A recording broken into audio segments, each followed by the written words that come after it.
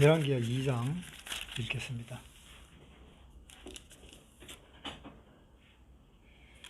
여호와께서 회리바람으로 엘리야를 하늘에 올리고자 하실 때에 엘리야가 엘리사와 더불어 길갈에서 나가더니 엘리야가 엘리사에게 이르되 청컨대 너는 여기 머물라. 여호와께서 나를 베델로 보내시느니라. 엘리사가 가로되 여호와의 사심과 당신의 혼의 삶을 가리켜 맹세하노니 내가 당신을 떠나지 아니하겠나이다. 이에 두 사람이 베델로 내려가니 베델에 있는 선지자의 생도들이 엘리사에게로 나와 이르되 여호와께서 오늘날 당신의 선생을 당신의 머리 위로 취하실 줄 아나이까. 가로되 나도 아노니 너희는 잠잠하라. 엘리야가 저에게 이르되 엘리사야 청컨대 너는 여기 머물라. 여호와께서 나를 여리고로 보내시느니라. 엘리사가 가로되 여호와의 사심과 당신의 혼의 삶을 가리켜 맹세하노니 내가 당신을 떠나지 아니하겠나이다 하니라. 저희가 여리고에 이르며 여리고에 있는 선지자의 생도들이 엘리사에게 나와 이르되 여호와께서 오늘날 당신의 선생을 당신의 머리 위로 취하실 줄을 아나이까. 엘리사가 가로되 나도 아노니 너희는 잠잠하라. 엘리야가 또 엘리사에게 이르되 청컨대 너는 여기 머물라. 여호와께서 나를 요단으로 보내시느니라. 저가 가로되 여호와의 사심과 당신의 혼의 삶을 가리켜 맹세하노니 내가 당신을 떠나지 아니하겠나이다. 이에 두 사람이 행하니라. 선지자의 생도 50인이 가서 멀리 서서 바라보며 그 두 사람이 요단가에 섰더니 엘리야가 겉옷을 취하여 말아 물을 치매 물이 이리저리 갈라지고 두 사람이 육지 위로 건너더라. 건너매 엘리야가 엘리사에게 이르되 나를 내게서 취하시기 전에 내가 너에게 어떻게 할 것을 구하라. 엘리사가 가로되 당신의 영감이 갑절이나 내게 있기를 구하나이다. 가로되 내가 어려운 일을 구하는도다. 그러나 나를 내게서 취하시는 것을 내가 보면 그 일이 내게 이루려니와 그렇지 않으면 이루지 아니하리라 하고 두 사람이 행하며 말하더니 홀련히 불수레와 불말들이 두 사람을 격하고 엘리야가 회리바람을 타고 승천하더라. 이제 하나님이 엘리야를 이제 하늘로 올리시려고 이제 계획을 하고 있습니다. 엘리야가 하늘로 올라간다는 것은 우리가 휴거되는 것과 똑같습니다.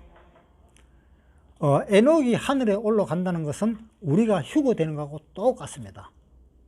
에녹도 교회의 그림자고 엘리야도 교회의 그림자고 에녹도 예수님의 그림자고 엘리야도 예수님의 그림자입니다.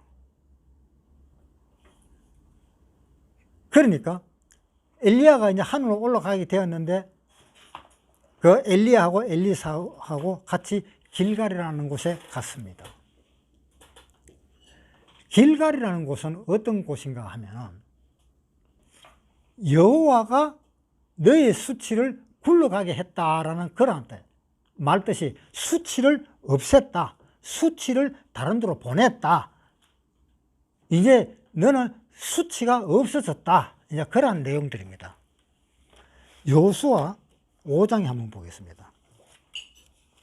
여호수아 5장 9절. 여호와께서 여호수아에게 이르시되 내가 오늘날 애굽의 수치를 너희에게서 굴러가게 하였다 하셨으므로 그곳 이름을 오늘날까지 길갈이라 하느니라. 자, 애굽의 수치를 너희에게서 굴러가게 했다. 애굽의 수치를 없앴다 이런 뜻입니다. 자, 애굽의 수치라는 것이 무엇입니까? 하나님 나라의 백성들이 이집트의 종노릇 한다. 그 얼마나 창피스러운 일입니까? 자기는 하나님의 아들하고 큰 소리 땅땅 치면서 일이 되어가는 꼬라지를 보니까 나무집 밑에 종살이를 하고 있는 놈이네. 그 잘 살던 놈이, 그 잘 살던 사람이 하나님 아들하고 큰 소리 땅땅 치더니 잘 산다고 하나님 아들아 하면서 큰소리 치더니 기껏 사는 걸 보니까 아이쿠야, 옆집에 종로로 타고 있어. 그거 우리 하나님 아들이라고 할 수 있겠습니까? 그걸 한번 생각을 해봐야 돼요. 자, 그것이 지금 우리 생활에서 이 시대의 사람들이 그렇게 생활하는 사람들이 굉장히 많습니다. 하나님의 아들이라 하면서도 사는 행동이라든가 사는 모양이라든가 사는 형태를 보면은 이방인들보다도 더 못해. 이방인들보다. 이방인들은 이방인들이니까 그 사람의 종 밑에서 산다고 해도 이해를 하지만은 하나님의 아들을 하면서 이방인 밑에서 종 노릇하면서 사는 거 그거 보면은 얼마나 하나님이 답답하시겠어요. 얼마나 속이 천불나겠느냐 이 말입니다. 예를 들어 이렇게 한번 생각을 해봐요. 야, 내가 대통령인데 하나님은 왕이잖아요. 하나님은 대통령이잖아요. 내가 왕인데, 내가 대통령인데 내 아들, 그러면 대통령 아들 같으면 어때요? 사회에서 다 대접을 받잖아요. 내 아들이 사회에서 대접을 받는 것이 아니라 저 별 볼 일 없는 사람 밑에 가서 종노릇 하고 있네? 그러면 이 대통령은 기분이 어떻겠어요? 속이 어떻겠어요? 속이 천불 날 겁니다. 이런 세상에 이런 일이 있나?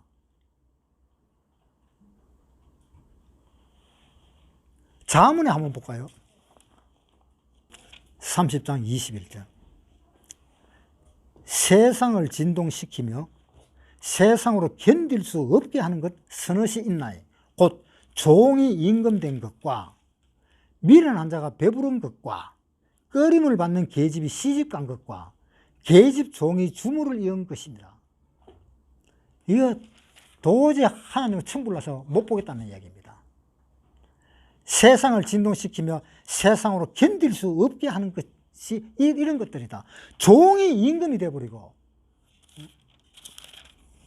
미련한 자가 배가 부르고 꺼림을 받는 계집이 시집가고 계집종이 주물을 이은 것은 하나님은 도저히 이해가 안 간다. 이거 내가 속이 천불나서 못 살겠다. 그런 것입니다. 그렇듯이 대통령의 아들, 임금의 아들이 종이 된다 하면 이거 하나님이 이해를 하겠어요?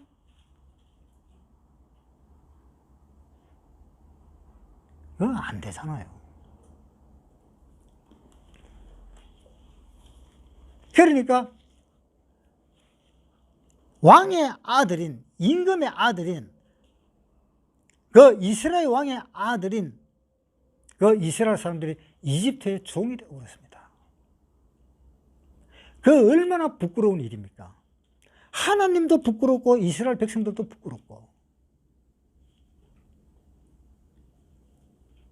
물론 그렇게 된 것도 아브라함 때문에 그렇게 된 겁니다. 자, 아브라함 한번 봅시다. 창세기 12장 5절. 아브라함이 그 아내 사레와 조카 롯과 하란에서 모은 모든 소유와 얻은 사람들을 이끌고 가나안 땅으로 가려고 떠나서 마침내 가나안 땅에 들어갔더라. 하나님은 아브라함 보고 가나안 땅으로 들어가라 그랬어요. 들어갔더라. 아브라함이 그 땅을 통과하여 세겜 땅 모래 상수리 나무에 이르니 그때 가나안 사람이 그 땅에 거하였더라. 이제 이렇게 가나안 땅에 들어갔습니다. 여호와께서 아브라함에게 나타나 가라사대 내가 이 땅을 내 자손에게 주리라 하신지라. 그가 자기에게 나타나신 여호와를 위하여 그곳에 단을 쌓고 거기서 베델 동편 산으로 옮겨 장막을 치니 선은 베델이요 동은 아이라. 그가 그곳에서 여호와를 위하여 단을 쌓고 여호와의 이름을 부르더니 점점 남방으로 옮겨갔더라. 그 땅에 기근이 있으므로 아브라함이 애굽에 우거하려 하여 그리로 내려갔으니 이는 그 땅에 기근이 심하였습니다. 애굽으로 내려갔다. 이랬기 때문에 하나님은 아브라함이 애굽으로 내려갔기 때문에 애굽의 종을 만들어버린 겁니다. 하나님이 창피스러운 것도 저 멀리하고 내 이 아브라함의 자손들을 좀 정신 차리게 해야 되겠다. 그래가지고 애굽에 그냥 그대로 내려가 버렸기 때문에, 그래, 네가 애굽으로 내려갔지? 이제 네 자손들은 400년 동안 거기서 종노릇을 할 것이다 라고 하나님이 이야기를 했습니다. 창세기 15장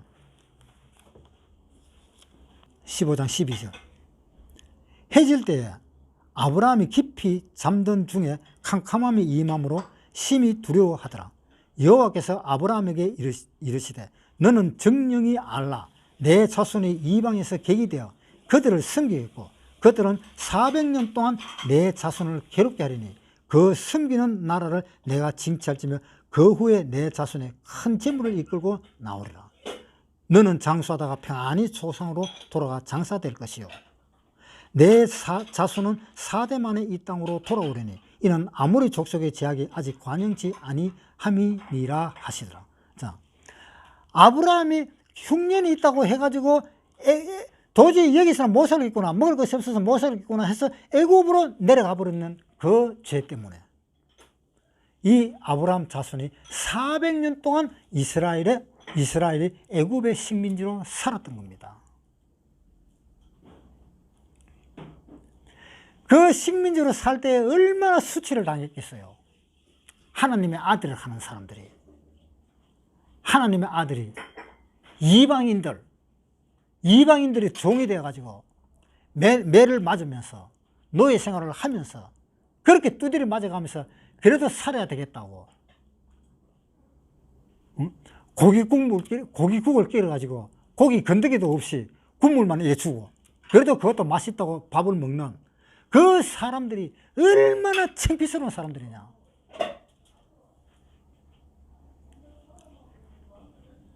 하나님은 이스라엘 사람 보고 이제 이야기를 했습니다. 열왕기하 2장 1절에 여호와께서 회리 바람으로 엘리야를 하늘에 올리고자 하실 때에 엘리야가 엘리사로 더불어 길갈에서 나가더니 엘리야가 엘리사에게 이르되 청컨대 너는 여기 머물라. 여호와께서 나를 베델로 보내시나이다. 자, 길갈에서 머무르라. 야, 이 길갈은 하나님 뭐 했던 장소라고 이야기했습니까? 여호수아 5장 9절. 여호와께서 여호수아에게 이르시되 내가 오늘날 애굽의 수치를 너희에게 굴러가게 하였다 하셨으므로 그곳 이름을 오늘까지 길갈이라 하였느니라. 애굽의 수치를 굴러가게 했다. 자, 그래서 하나님은 이 이스라엘 사람을 애굽에서 종노릇하고 있으니까 이거는 안 된다. 내가 종노릇을 시키기 위해서 아브라함을 부른 거냐? 그것은 절대 아니다. 너희 조상 아브라함이 애굽으로 내려가는 그 죄 때문에 너희들이 죄를 받고 살지만 그 근본 목적은 하나님은 죄 속에 살으라고 아브라함을 저 갈대아 우르에서 부른 것이 아니다. 아브라함을 부른 것은 자유를 얻게 하기 위해서 부른 것이다. 그 갈대아 우르라 하는 그곳도 자유가 없는 우상을 숭배하는 그 땅이지 않느냐. 우상을 숭배하는 그 땅에서 불러냈는데 또다시 우상 숭배하는 곳으로 기들어가 버렸으니까 하나님이 얼마나 한탄을 하시겠느냐. 여호수아 24장 2절. 여호수아가 모든 백성에게 이르되 이스라엘 하나님 여호와의 말씀에 옛적에 너희 조상들 곧 아브라함의 아비 나홀의 아비 게라가 강 저편에 거하여 다른 신들을 섬겼으나 내가 너희 조상 아브라함을 강 저편에서 이끌어내어 가나안으로 인도하여 온 땅을 두루 행하게 하고 그 씨를 번성케 하려고 그에게서 이삭을 주었고.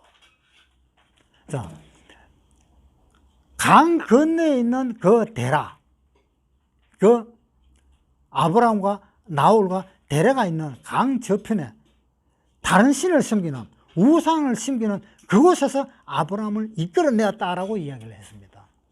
그런데 하나님이 애굽에 다시 집어넣어버렸다. 우상 숭배하는 애굽에 다시 집어넣어 버렸다. 이게 얼마나 슬픈 일입니까? 아브라함이 죄를 범했기 때문에 다시 집어넣어 버린 겁니다.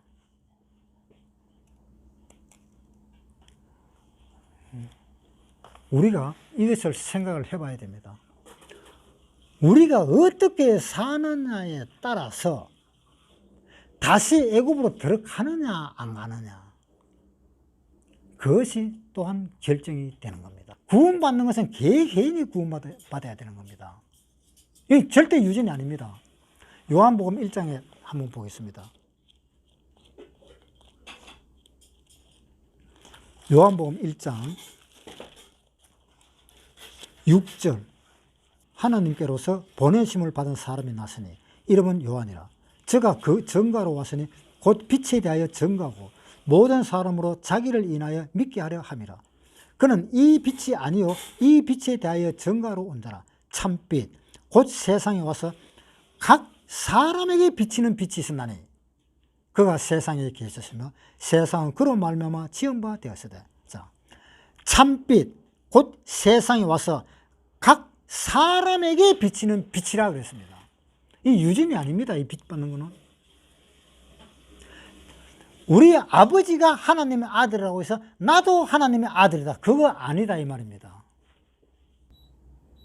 옛날 구약에는 뭐 어떻게 했어? 우리 아버지가 이스라엘의 하나님의 아버지, 하나님의 아들인데 나도 하나님의 아들이다. 옛날에 구약 시대 때는 그렇게 유전적으로 되어 왔습니다. 그런데 신약 시대 때는 유전이 아닙니다. 구약 시대 때는 왜 유전이 되어 왔을까요? 왜 그랬을까요?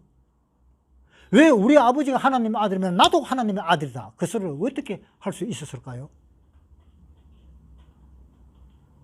그것은 하나님이 구약시대 때 이스라엘에 하는 그 땅을 하나님의 땅입니다. 하나님의 땅. 하나님의 땅에서 하나님의 아들이 태어난 겁니다.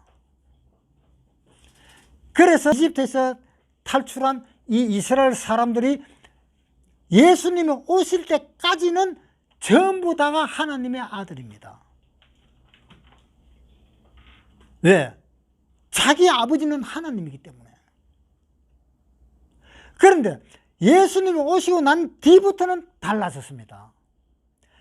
각 사람에게 비치는 빛이라고 그랬습니다. 예수님은 이제 유전적인 부모가 아닙니다. 왜? 예수님이 오시고 난 뒤에 이 온 세상은, 이스라엘 하는 그 땅을 포함한 그 모든 세상은 이제 하나님의 세상이 되었습니다. 하나님의 세상이 되었는 대신에 각 사람이 믿을 때에 비로소 자기 하나님이 되는 것입니다. 옛날 구약 시대 때는 이스라엘 땅 전체가 하나님의 땅이었고 이스라엘 사람의 전체가 하나님의 아들이었습니다. 그렇기 때문에 자기 아버지가 아들이었으면 나도 아들이고 내 아들도 하나님의 아들이고 그렇게 되었었습니다. 출애굽기 4장 22절 읽겠습니다. 출애굽기 4장 22절. 너는 바로에게 이르기를 여호와의 말씀에 이스라엘은 내 아들 내 장자라. 내가 너에게 이르기를 내 아들을 놓아서 나를 섬기게 하라 하여도 내가 놓기를 거절하니. 자, 여기 보면은 너는 바로에게 이르기를 여호와의 말씀에 이스라엘은 내 아들 내 장자라. 이게 단수죠. 단수. 복수가 아니지요. 원래는 이렇게 이야기해야 됩니다. 22절에 너는 바로에게 이르기를 여호와의 말씀에 이스라엘은 내 아들들 또 내 장자들이라 네가 내게 이르기를 내 아들들을 놓아서 나를 섬기게 하라, 이렇게 말해야 되는 것이 원칙입니다. 그런데 그게 아니고 다 단수예요. 너는 바로에게 이르기를 여호와의 말씀에 이스라엘은 내 아들 내 장자, 그러고 또 네가 내 아들을 놓아서 나를 섬기게 하라. 전부 단수로 되어 있습니다. 왜? 이스라엘 자손들은 대대로 다 하나님의 아들이기 때문에. 그러나 이제 예수님이 오시고 난 뒤부터는 달라졌다는 겁니다.